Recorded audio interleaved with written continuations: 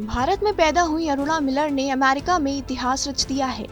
वे America के Maryland राज्य की पहली इंडियन अमेरिकन लेफ्टिनेंट गवर्नर बन गई हैं। उन्होंने भगवद गीता पर हाथ रखकर शपथ ली और पद संभाला।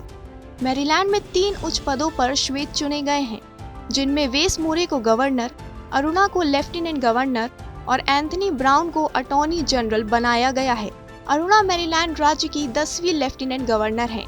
सबसे खास बात यह है कि भारतीय अमेरिकी लोगों के बीच लोकप्रिय अरुणा का लेफ्टिनेंट गवर्नर के चुनाव में कई ट्रम्प समर्थकों ने समर्थन किया था। वे 2010 से 2018 तक मैरीलैंड के हाउस ऑफ डेलीगेट में भी रही थी। उन्होंने वहां अपने 2 कार्यकाल पूरे किए थे। 58 साल के अरुणा का जन्म भारत के हैदराबाद में हुआ था। वे 1972 में अपने परिवार के साथ अमेरिका गई थीं। उन्हें साल 2000 में अमेरिका की नागरिकता मिली थी। पेशे से करियर ट्रांसपोर्टेशन इंजीनियर, अरुणा ने 25 साल तक मैरीलैंड के ट्रांसपोर्टेशन डिपार्टमेंट में काम किया है। उनके पिता भी एक मैकेनिकल इंजीनियर थे और 1960 के दशक में अमेरिका गए थे।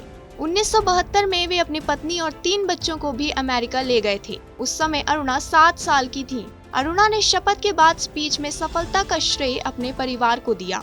उन्होंने स्पीच में अमेरिका में स्कूल के पहले दिन की घटना का खास जिक्र किया। उन्होंने बताया, कोई भी मेरे जैसा नहीं दिख रहा था। मुझे अंग्रेजी बिल्कुल नहीं आती थी, लेकिन मैं सबके साथ फिट होना चाहती थी।